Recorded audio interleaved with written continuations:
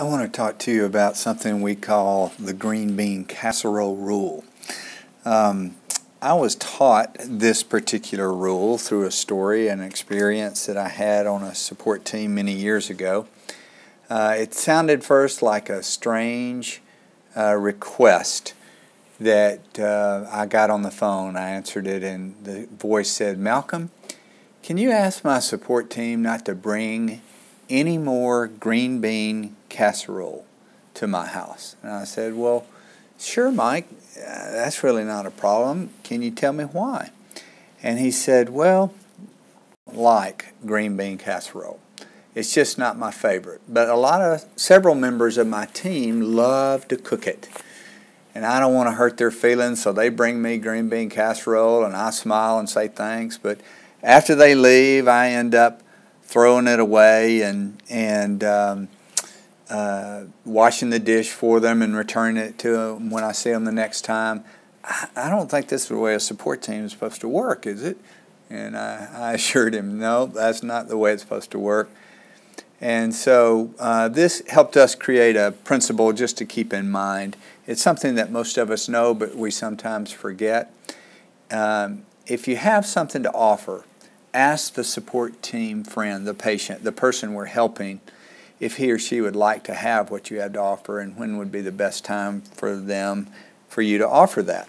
So I'll just, as a reminder to us, I'll put a little sad face in here of was feeling at the time, and he was just like, "I'm just not that crazy about green bean casserole."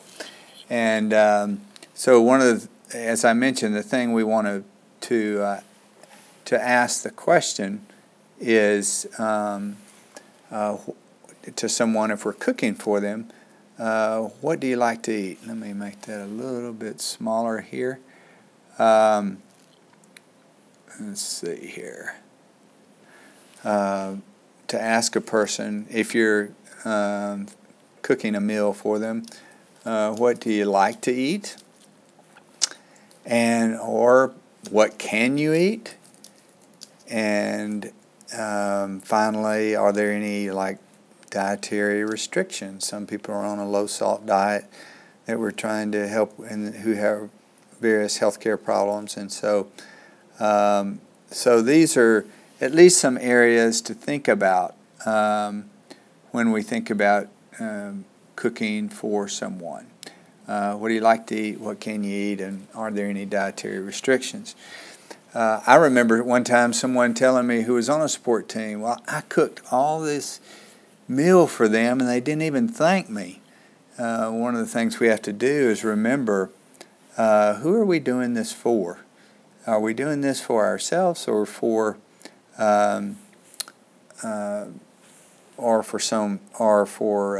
someone else that we're trying to help?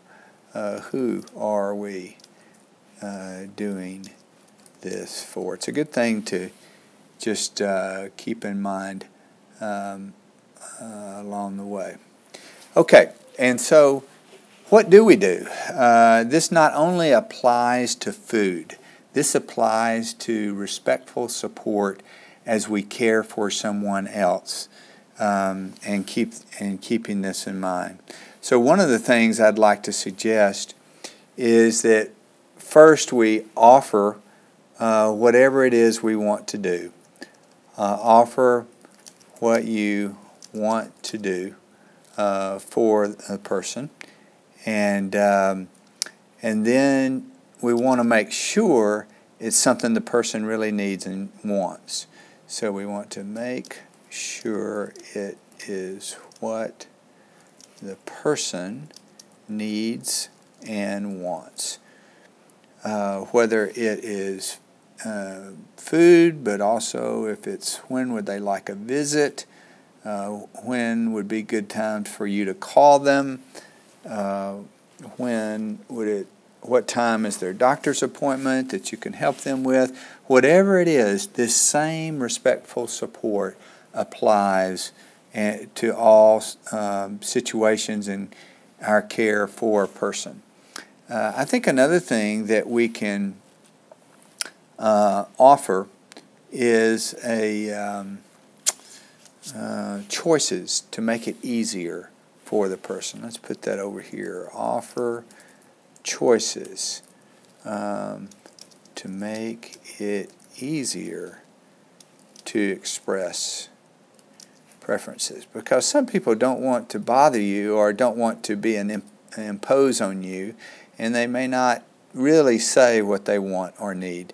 And if we give them choices, it's easier to say, yes, I'd like this rather than that.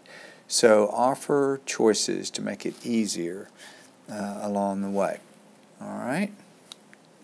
And I think if we respect the wishes of the person, especially when it comes to advice giving, we really want to be careful about giving advice. The need might be there, but if they don't want you to offer that advice, or if they don't want you to do something, then you defeat the whole purpose of the giving. So ask yourself that question: what need or whose need am I meeting here, mine or the person I'm trying to help? And so next time you start doing something for someone, make sure that you offer the kind of respectful support that a happy camper in this whole experience.